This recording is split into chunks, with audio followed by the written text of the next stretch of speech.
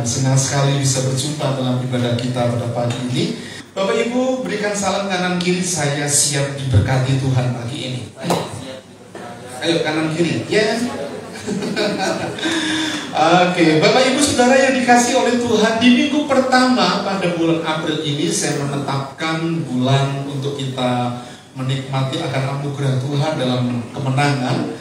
Dan saya menetapkan bulan ini temanya adalah kehidupan dalam Kristus. Dan minggu pertama ini, bagaimana sih memahami kehidupan dalam Kristus? Kita akan paham bersama-sama bagaimana kesetiaan Allah yang berlaku dalam kehidupan kita.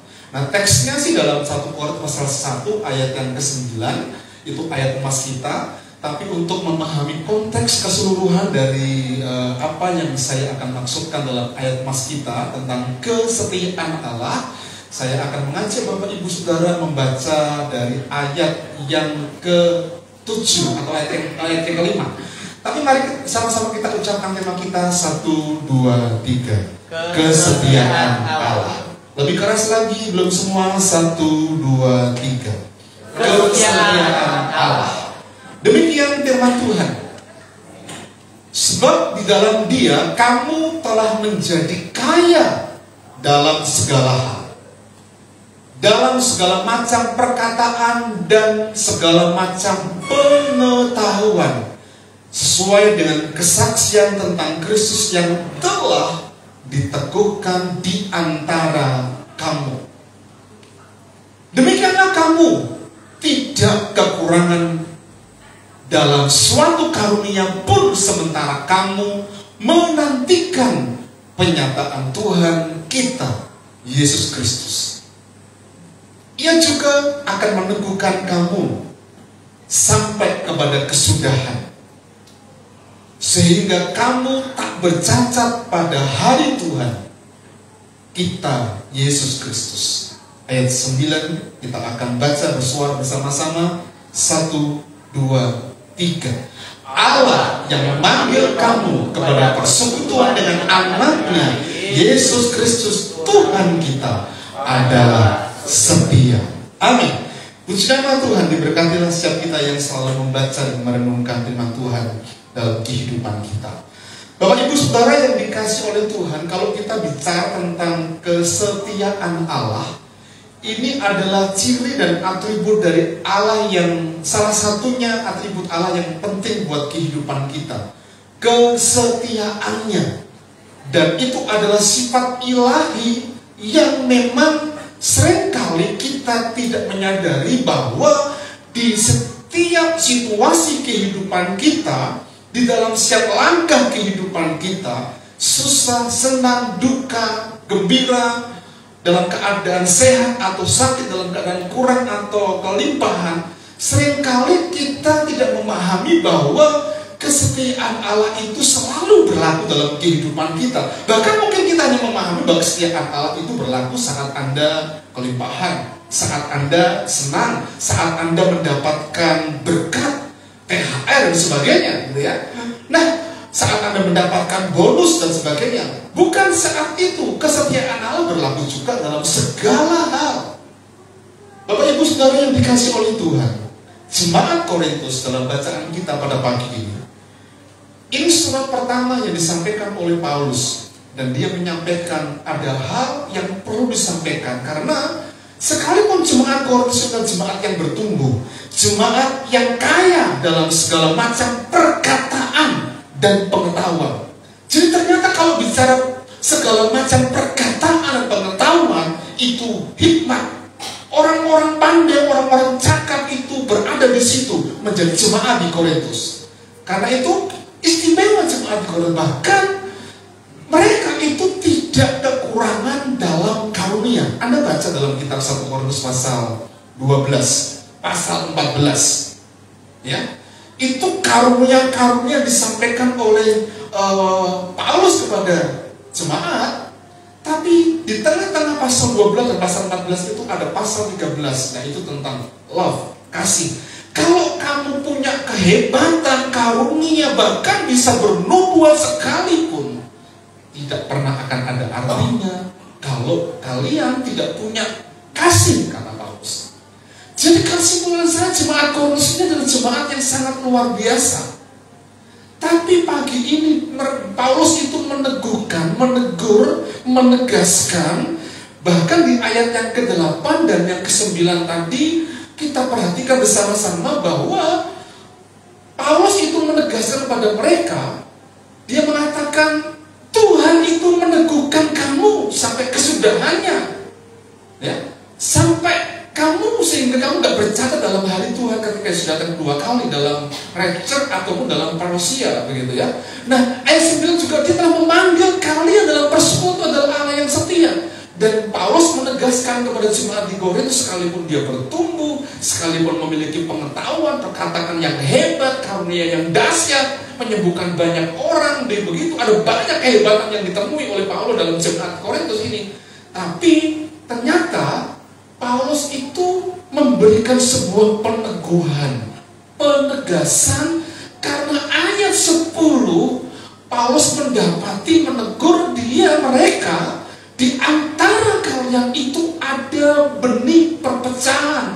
Karena itu pertanyaannya, mengapa Paulus menegaskan seperti itu? Karena memang di ayat yang ke-8, 9 tadi kita perhatikan, Tuhan itu meneguhkan kalian. Jangan khawatir, jangan kecut, jangan mudah terombang-ambingkan oleh situasi keadaan, apalagi yang mengakibatkan perselisihan di antara kalian. Dan kata teks asli dalam meneguhkan itu, Paulus memberikan penegasan, menguatkan. Tuhan itu menguatkan, Tuhan itu juga menunjang kalian sampai hari kesudahan, baik masa rapture ataupun masa parousia. Masa rapture itu adalah masa di mana Tuhan datang 2 kali di awan-awan menjemput kita yang masih hidup. Masa parousia itu adalah masa kedatangan Tuhan kedua kali. Kalau Anda dan saya sudah meninggalnya dalam Kristus, Anda akan dibangkitkan dari kubur pakai tubuh kemuliaan, menyongsong Yesus datang 2 kali. Itu yang saya maksud, ya. Nah, kalau kita perhatikan tadi saya mengatakan di ayat yang ke-10 ada benih perpecahan. Karena itu Paulus menegaskan di antara mereka. Karena mereka itu dipanggil oleh Allah untuk setia. Dipanggil oleh Allah untuk setia. Pertanyaannya mengapa? Karena di situ ada benih perpecahan. Mereka sudah tidak seia sekata. Mereka sudah tidak erat bersatu. Dan mereka tidak sehati sepikir. Dan ciri ketidaksetiaan adalah ketika ada tidak setia sekata, ketika ada tidak erat bersatu dan tidak sehati berpikir. Perhatikan baik-baik. Ketika dalam rumah tangga kita sudah mulai tergradasi oleh persoalan-persoalan dan kita nggak seia sekata, kita nggak erat bersatu, kita nggak sehati sepikir dengan pasangan kita, itu tanda-tanda ketidaksetiaan. Anda yang belum menikah hari ini, kalau dalam tanda petik orang yang kita taksir itu mulai nggak setia, dalam arti nggak setia sekata, nggak erat bersatu, nggak sehati dan sepikir, orang tersebut mudah sekali untuk tidak setia.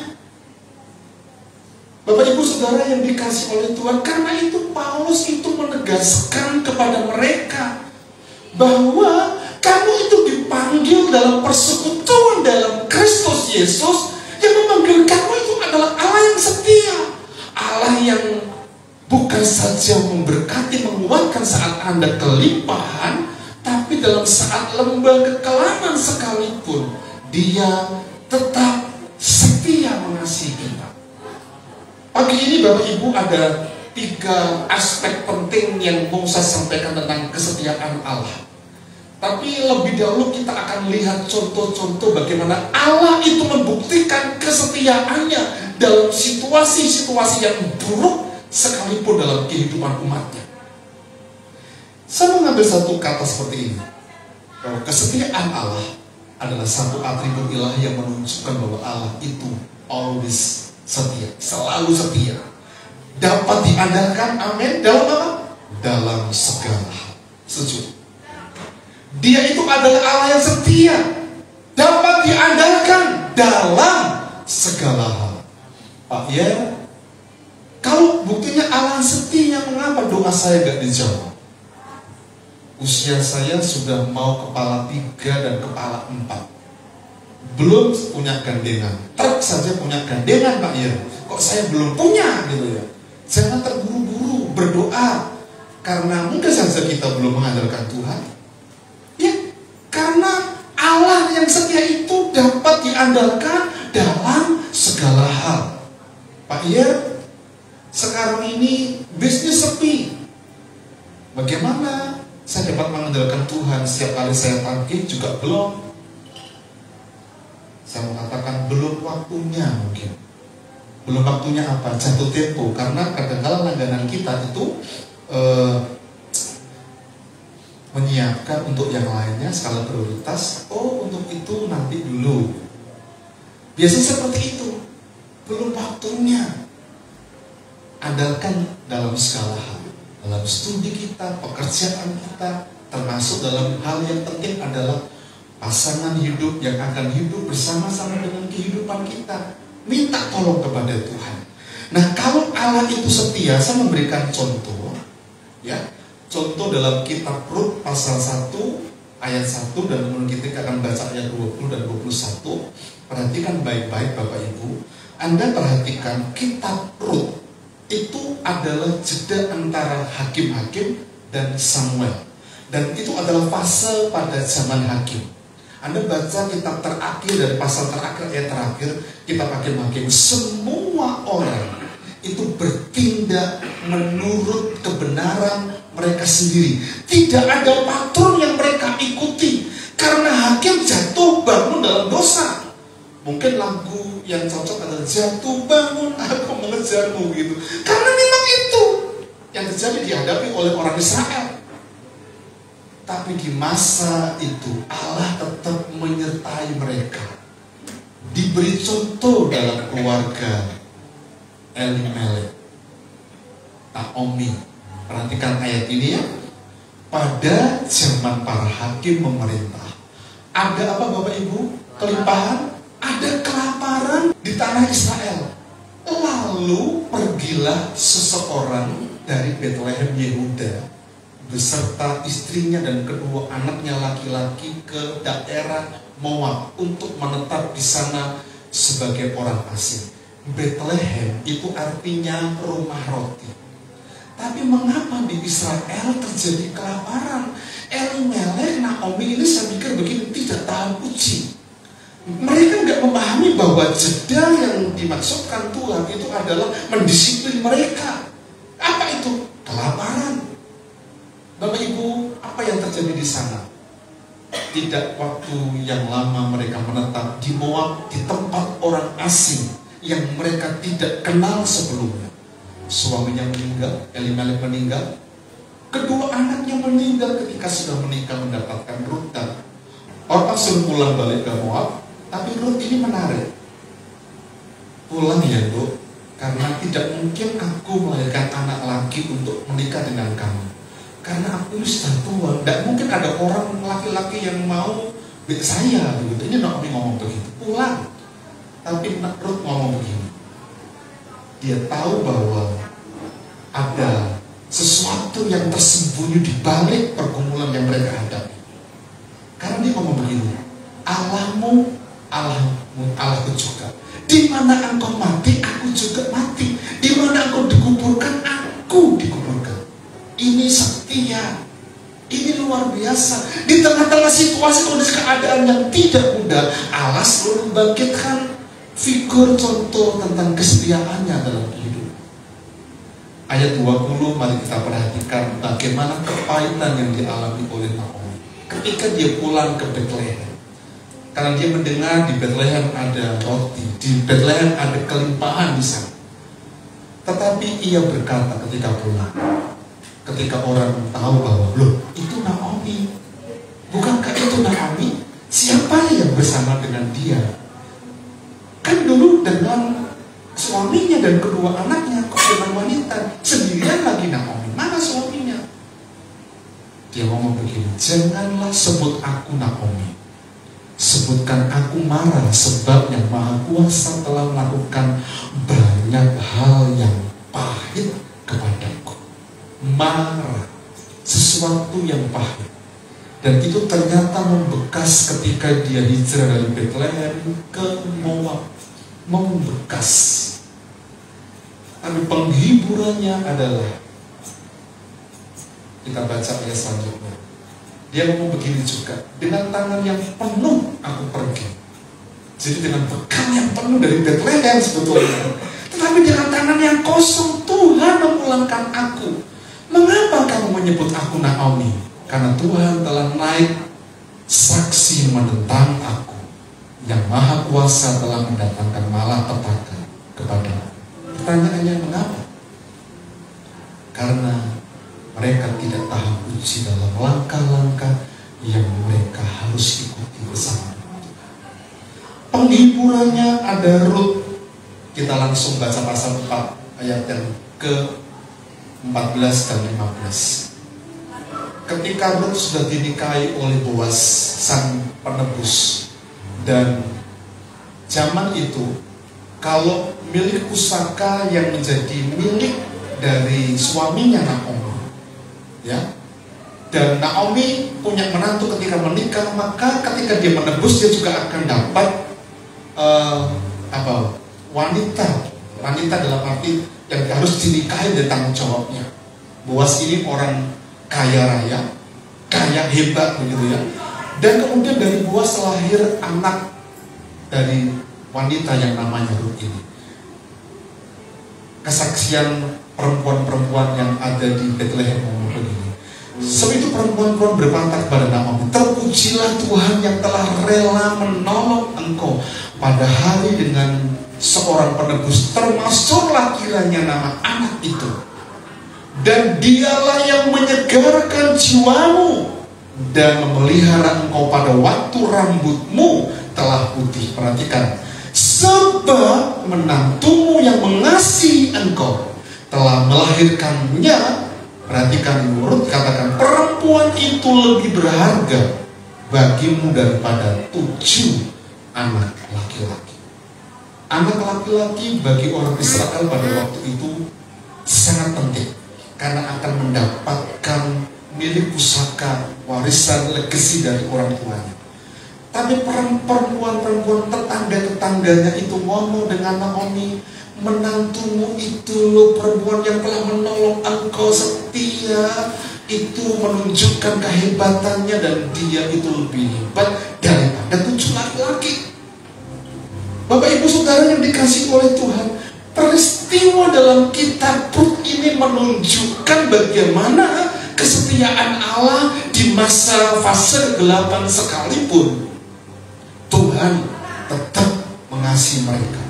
Karena itu bagi Rut dan keluarganya, bagi Naomi dan keluarganya, sebetulnya proses yang mereka hadapi harusnya dihadapi bersama-sama dengan Tuhan, bahwa Allah itu setia dalam kehidupan mereka.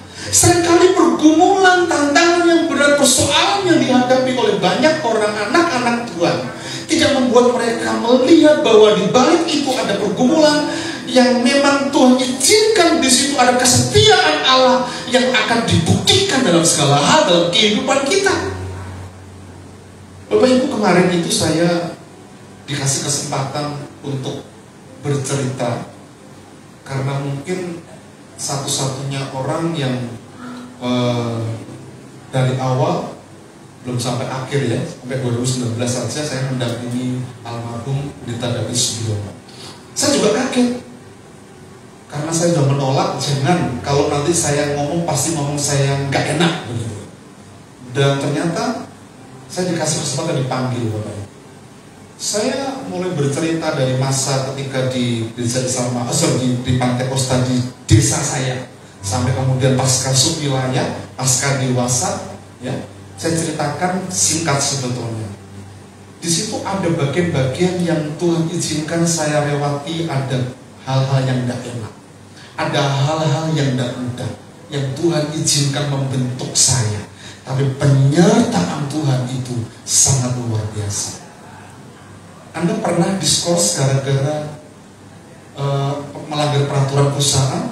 Mungkin itu cingli. Tapi saya pernah diskors gara-gara kepentingan pribadi yang tidak sama. Saya nggak diundang ulang tahun, Emani diundang, saya diundang orangnya di situ di sebelahnya lagi. Besoknya saya diskors. Anda pernah mendapatkan beras busuk yang kemudian disampaikan kepada saya, ada 3 kantong beras, 1 untuk gereja, 1 untuk beliau, 1 untuk saya, 1 untuk saya. 2 bulan menginap di gereja, baru tahu ketika saya ketemu dengan pemberinya. Ketika dibuka, sudah bulukan. Bagaimana respon Anda? Tetap sabar. Tetap sabar. Itu pembentukan yang luar biasa. Tapi saya katakan dalam cerita itu, semua hal yang baik atau yang tidak baik dipakai oleh Tuhan untuk membentuk saya sampai hari ini. Karena Allah turut bekerja. Dia adalah Bapak saya yang telah menorehkan sesuatu yang baik dalam hidup saya. Kalau Bapak yang baik pasti akan dipukul, dihajar. Siapa yang punya anak yang tidak pernah dipukul dan dihajar? Bapak Ibu Saudara yang dikasih, ini penghiburan. Di setiap situasi ada kesetiaan Allah. Kalau saya nggak bersandar kepada Allah, mungkin saya sudah nggak di situ. Karena bersandar kepada Tuhan. Kalau Anda menikmati bagian pembentukan Tuhan, nikmati saja pembentukan itu. Karena di situ ada orang-orang yang akan menolong kita. Yang kedua, contoh yang kedua ini adalah Tuhan itu begini, kesetiaan Allah itu ada kekuatan dan penghiburan bagi kita. Amin. Dia harapan bagi umatnya. Anda pernah baca kitab Esther? Saya mau tanya, kalau Anda baca kitab Esther, kira-kira apa yang Anda temukan di situ? Yang paling istimewa dari kitab Esther. Ternyata kalau Anda baca kitab Esther dari pasal 1 pasal terakhir, tidak pernah ada kata Tuhan, kata Yahweh yang ditulis di situ. Mengapa? Supaya kita itu belajar dari cerita yang dihadapi oleh Esther ketika itu berat. Orang Yahudi itu dilaporkan oleh Haman kepada Ahasveros, ada sebuah bangsa yang akan mempengaruhi dan akan memberontak dan sebagainya. Itu hoax seperti itu. Kemudian Esther dilapori oleh pamannya Mordekai. Ngomong, Haman juga disiapkan akan memancung Mordekai kalau dapat legitimasi dari Ahasveros, raja. Dan Esther ngomong begini, semua yang ada pada kita harus berpuasa, nggak makan, nggak minum, semuanya, suami, anak, istri, bahkan mungkin binatang mereka berpuasa begitu. Ayo kita menghadap Tuhan, supaya ketika nanti aku menghadap raja, karena aku gak dipanggil. Karena kalau Ahasveros sampai gak mengulurkan tongkatnya, maka matilah.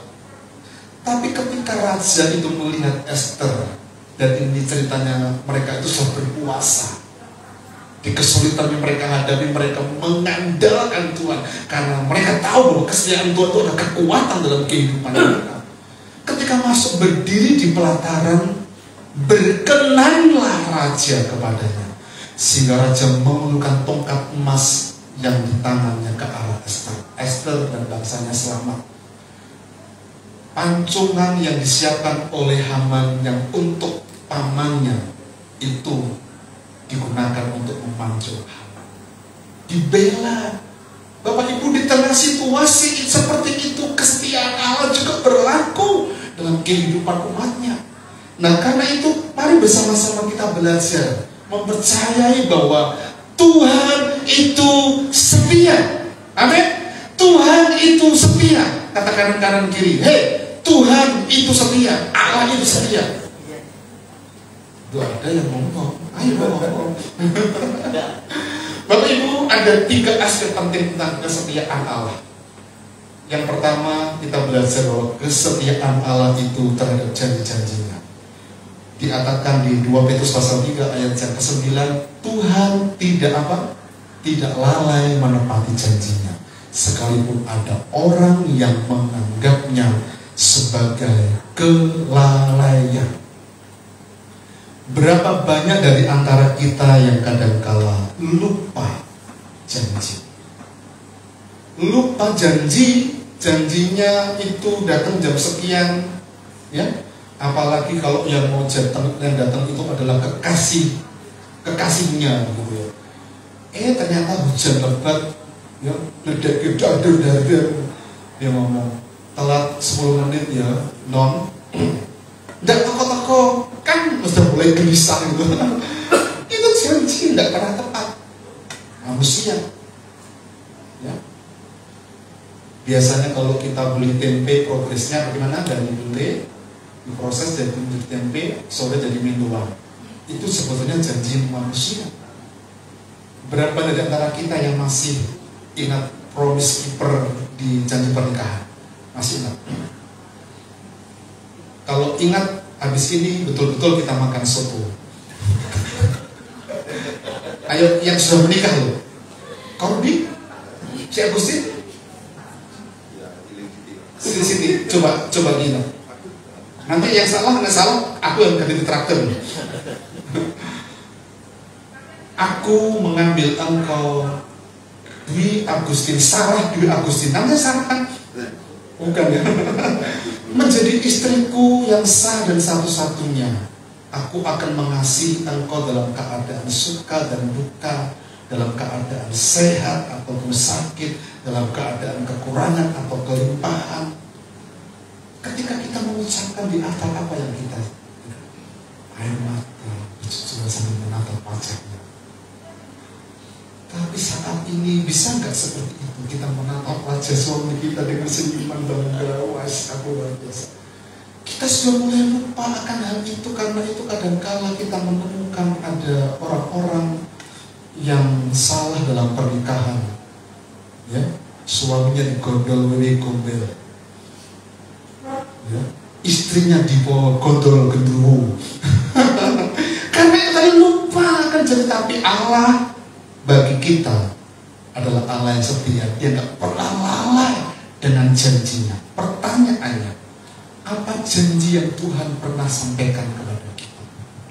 Tentunya masing-masing punya sesuatu yang dapat kita miliki dengan Tuhan. Dan jangan pernah berpikir ngeklaim dengan Tuhan. Ngeklaim dengan Tuhan seperti apa yang menjadi mau kita.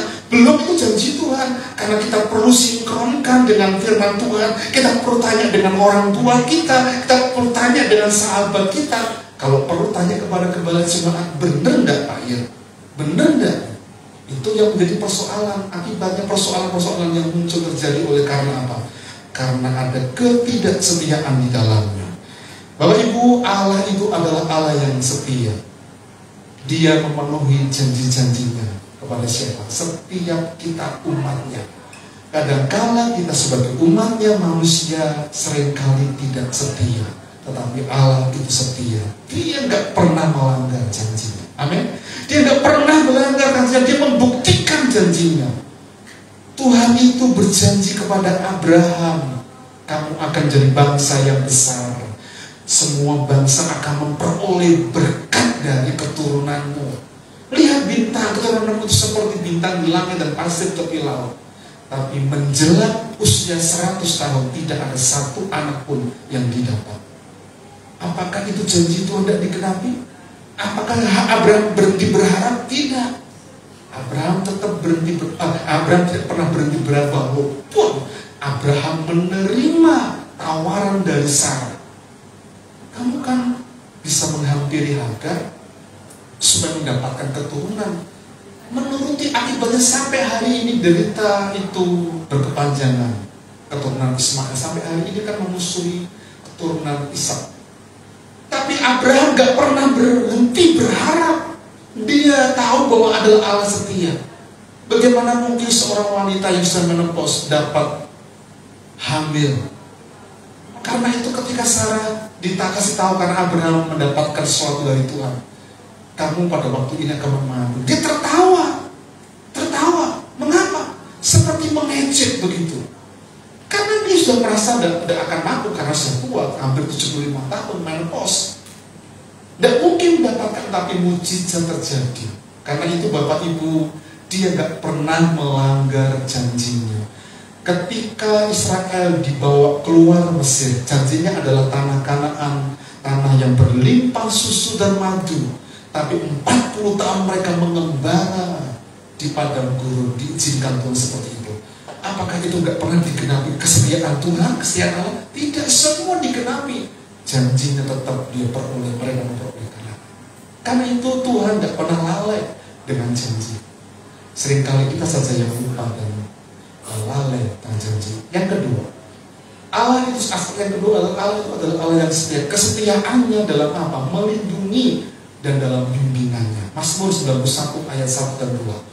Mazmur 91 dan 92 ketika masa Covid 12 ayatnya itu begitu sangat familiar, begitu sangat terkenal, sering dikutbahkan di mana-mana. Mazmur 91 Mazmur 91 dan 92. Kita baca ayat 1 dan 2. Dia itu setia dalam perlindungan dan bimbingannya. Dikatakan di ayat 1 dan 2, orang yang duduk dalam lindungan yang maha tinggi akan bermalam dalam naungan yang maha kuasa, akan berkata kepada Tuhan, tempat perlindunganku dan kubu pertahananku yang ku percayai. Pemazmur mengajak kepada kita membuktikan bahwa kesetiaannya itu nyata dalam perlindungan kehidupan kita, bahkan dalam setiap bimbingan dalam kehidupan. Masa Covid-19 yang lalu cukup menggemparkan dan membuat kita takut. Tapi setiap orang yang menghubungi saya ajak berdoa. Dan bahasa saya itu adalah bermalam dalam naungan yang maha tinggi. Termasuk masa itu mengajar saya untuk mengandalkan Tuhan. Iya, ada enggak yang Pak Yer doakan kemudian meninggal? Ada. Hari Sabtu saya dikabari Minggu masuk ICU, Sabtu saya dikabari sudah dari ICU, di ruangan khusus, usia 30 tahun wanita. Tapi hari Senin sudah anfal, gak bisa apa-apa. Saya mendoakan gak? Mendoakan. Ada yang meninggal, tapi kalau dibandingkan yang meninggal, yang saya doakan dengan yang hidup sampai hari ini, lebih banyak yang masih hidup. Itu artinya Tuhan melindungi kita, Tuhan menyertai kita.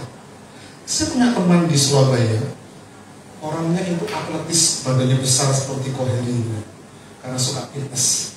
Ya, kalau Koheri ini kan badannya six-pack. Nah, teman saya itu gak percaya dengan COVID, kemana-mana udah pakai masker. Gak mungkin aku sakit. Ternyata dia menderita sakit COVID. Dan dia mengatakan gak kuat. Padahal dia orang hebat dalam secara fisik. Karena dia gak mengandalkan Tuhan. Bapak Ibu Yesus kasih Tuhan, kesetiaan Allah itu berlaku bagi mereka yang akan mendapatkan perlindungan dan bimbingannya. Mereka yang suka bermalam dalam naungan di tempat yang maha tinggi. Bagaimana sih bermalam? Gunakan waktu-waktu kita saat malam menjelang merenungkan kasih Tuhan dalam kehidupan kita. Di situ perlindungan Tuhan akan nyata, bimbingan Tuhan itu akan nyata. Mazmur 23, Tuhan adalah gembalaku yang baik, takkan kekurangan aku. Ia membimbing aku air yang tenang, kepada rumput yang hijau, tapi juga di jalan mana? Sekalipun aku berjalan dalam lembah kekelaman, termasuk mengatakan aku tidak takut bahaya, karena ada covering, ada perlindungan Tuhan. Sebab gadamu dan tongkatmu itulah yang menghibur aku. Bagi pemazmur Tuhan itu segala-galanya, karena dia mendapati bahwa Allah yang dia sembah adalah Allah yang setia. Yang terakhir, yang ketiga, aspek yang ketiga, sebetulnya ada banyak tentang kesetiaan Allah. Dia setia dalam hal pemeliharaannya dalam kehidupan kita. Perhatikan, tadi sempat saya singgung tentang bangsa Israel. Keluaran pasal 16 ayat 35. Orang Israel makan mana 40 tahun lamanya. roti dari surga, ya. Sampai mereka tiba di tanah yang didiami orang, yaitu Kanaan. Mereka makan mana sampai tiba di perbatasan Kanaan, belum masuk tanah Kanaan. 40 tahun mereka itu mungkin bener gitu, ada bilang makan roti dari surga terus, ya. Tapi ternyata Tuhan kasih yang lain tuh. Minta daging juga dikasih. Coba kita lihat ya, Mazmur 105. Mereka meminta, maka didatangkannya apa? Burung puyuh dengan roti dari langit yang saya sebut tadi. Kenyangkanlah mereka. Dibukanya gunung batu, maka terpancarlah air, lalu mengalir di padang-padang kering seperti sungai. Ini bicara tentang pemeliharaan Tuhan, kesetiaan Tuhan dalam pemeliharaan kepada umatnya. Kalau Anda hari ini diperhadapkan kepada situasi kondisi yang seperti yang dialami oleh orang Israel, Dia akan membelah gunung batu, membuat mata air, dan mata air itu akan mengalir deras seperti sungai. Dan bicara tentang berkat Tuhan yang berbuah-buah dalam kehidupan kita. Yang penting di sini apakah kita itu betul-betul setia kepada Allah dalam kehidupan kita sebagai anak-anak Tuhan, sebagai orang percaya. Bayangkan selama 40 tahun itu apakah orang Israel ada yang berdoa? Banyak sekali. Bahkan hampir generasi Musa dan sebelumnya itu tewas karena pemberontakan mereka di padang gurun. Mereka itu hanya nonton Kanaan saja. Musa hanya melihat, gak masuk, gak menikmati tanah Kanaan. Karena apa? Mereka gak setia. Tapi di situasi kondisi yang tidak mudah, di padang gurun, di lembah yang kering, di situ ada air yang mengalir, ada sungai yang mengalir, dan itu bicara tentang berkat-berkat Tuhan. Sekalipun bisnis banyak orang yang kita tahu sepi, tapi ketika Anda bersama dengan Tuhan, ketika Anda dan saya bersama dengan Tuhan, maka kita akan dapat mengalami kelimpahan berkat yang berbuah-buah dalam kehidupan kita. Bapak Ibu Saudara yang dikasih oleh Tuhan, mari kita alami kasih Tuhan dalam kehidupan kita. Dia adalah Allah yang setia. Dia tidak pernah meninggalkan sedetik pun dalam kehidupan kita. Dia selalu melihat keberadaan kita dalam kondisi keadaan baik atau tidak baik, sehat ataupun sakit, kekurangan atau kelimpahan. Apapun itu pergumulan kita, Dia adalah Allah yang setia. Karena itu mari kita belajar seperti Paulus. Belajar seperti Paulus. Segala perkara dapat ku tangguh. Mari katakan, di dalam Dia yang memberi kekuatan. Tuhan Yesus penolong dan sahabat. Yang penting apa? Tetap percaya Tuhan setia. Mereka yang menyiapkan mata kita ini. Segala perkara dapat ku tangguh di dalam Dia yang memberi kekuatan. Tuhan Yesus penolong dan sahabat. Tetap percaya Tuhan setia. Kesimpulan khotbah saya pada pagi ini, dari zaman ke zaman Dia adalah Allah yang setia. Amin. Dia tidak pernah membiarkan kita umatnya tidak terpelihara, karena janjinya itu ya dan amin, dan pasti dikenapi. Tinggal tunggu waktunya. Karena itu Tuhan akan menetapkan indah pada waktunya bagi kita yang setia. Kasih dan kesetiaannya dibuktikan dalam Yesus Kristus. Dan gerejanya kita semua hari ini harus mewujudkan kesetiaan Allah dalam kehidupan kita. Karena gereja merupakan representasi dari kesetiaan Allah. Gereja dengan visi dari Allah harus menghadirkan kerajaan Allah dengan nilai-nilainya di tengah dunia ini. Melalui apa? Banyak hal. representasi kesia Allah itu akan dapat dirasakan oleh banyak orang ketika Anda dan saya punya komitmen yang sama. Segala perkara dapat ku tanggung di dalam Dia yang memberi kekuatan. Tuhan Yesus penolong dan sabar, tetap percaya Tuhan setia. Mari kita berdiri bersama-sama. Segala perkara dapat ku tanggung. Siapa dalam penolong dan ini bersama depan.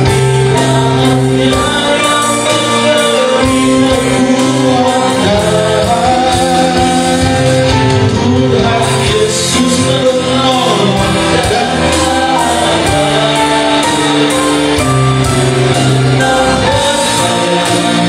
Tuhan setia. Segala perkara dapat ku tanggung di dalam Dia yang memberi kekuatan. Tuhan Yesus penolong dan sahabat, tetap percaya Tuhan setia. Tetap percaya Tuhan setia. Tetap percaya, tetap percaya Tuhan setia. Bapa di surga, kami datang dari hadirat-Mu dan menaikkan ucapan syukur kami buat anugerah kesempatan untuk kami boleh beribadah bersekutu dengan Engkau secara pribadi. Pada pagi ini Tuhan, kami akan memperingati bagaimana Engkau mengasihi kami, bagaimana Engkau setia kepada kami gereja-Mu. Kami bersekutu dengan tubuh dan darah Tuhan. Pada Kau layakkan kami Tuhan. Ialah kuasa Tuhan bekerja pagi ini Tuhan, sehingga saat kami bersekutu dengan tubuh dan darah Tuhan, kami yang lemah dikuatkan, iman kami yang lemah akan tumbuh jadi kuat, bahkan tubuh fisik kami yang sakit, yang lemah akan dikuatkan oleh darah dan bil-bil Kristus saat kami bersekutu dengan tubuh dan darah Tuhan dalam perjamuan kudus pagi ini. Layakkan kami, berkati kami semua. Hamba-Mu Pak Purnomo Adi dan Ibu, layakkan untuk dapat bersama-sama melayani perjamuan kudus pagi ini. Dalam nama Tuhan kami berdoa mengucap syukur. Haleluya. Amin. Silakan duduk Ibu Bapak, saudara yang dikasihi oleh Tuhan.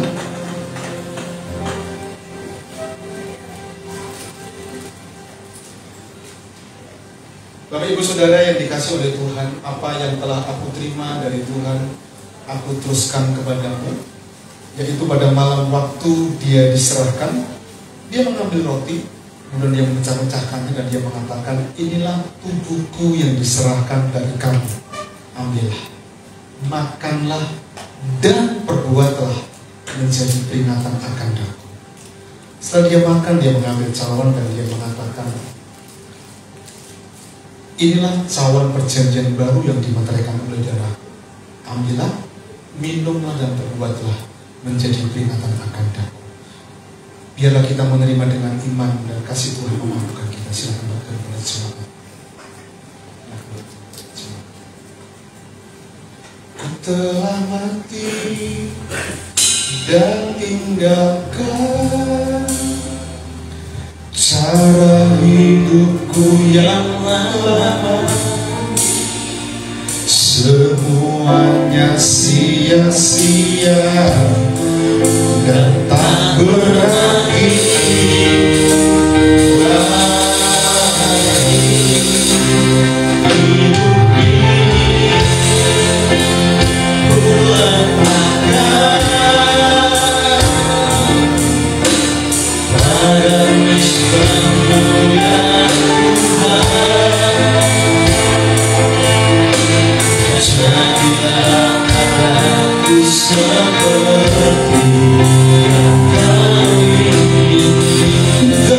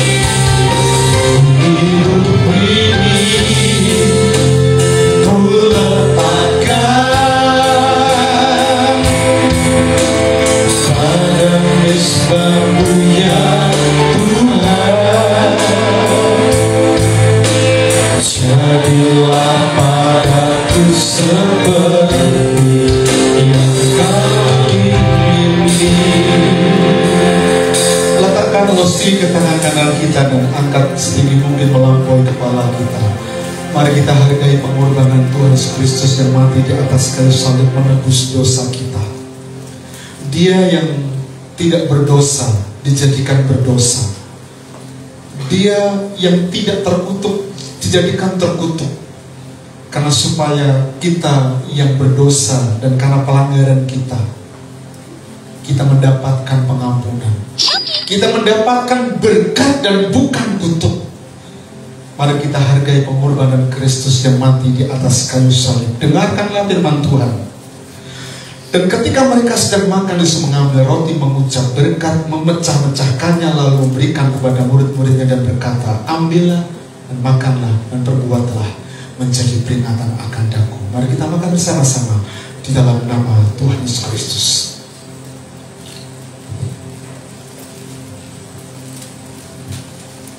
Pindahkan cawan sebelah tangan kanan kita.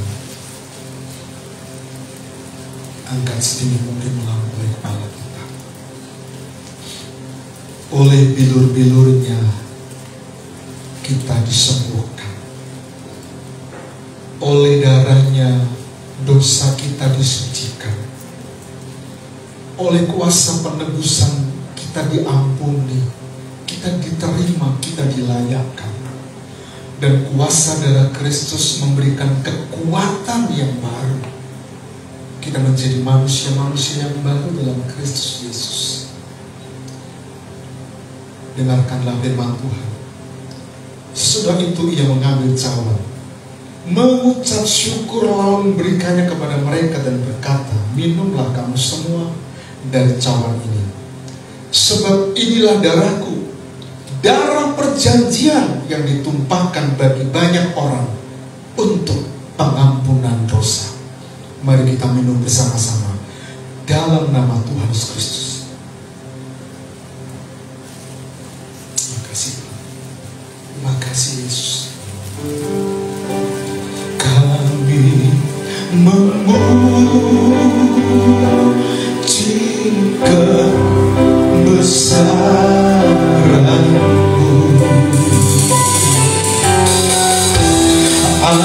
ajaib Tuhan.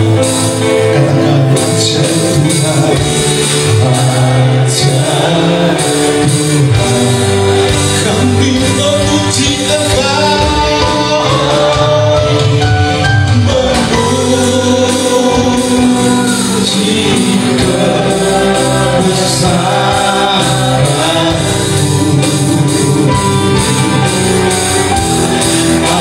ajaib Tuhan,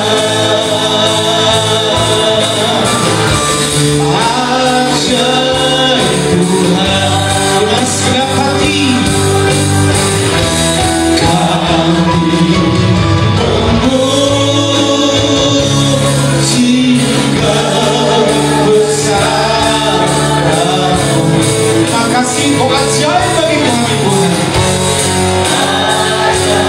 Terima kasih Kau pengorbanan-Mu yang mulia. Kau di dalam kami, Kau di dalam kita. Kami memuji-Mu Tuhan.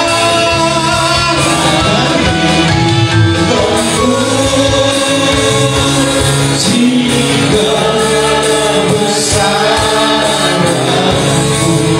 ajaib Tuhan, ajaib Tuhan.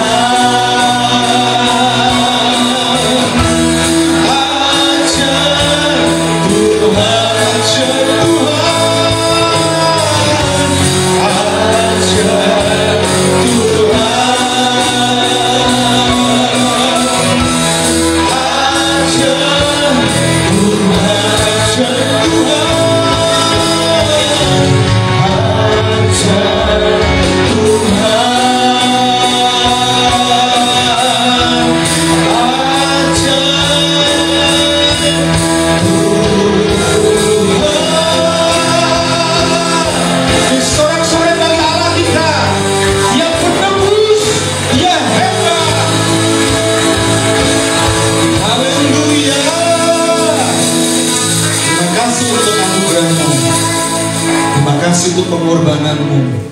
Terima kasih segala hal buat kehidupan kami. Dan mengucap syukur dalam nama Tuhan berdoa. Haleluya. Amin.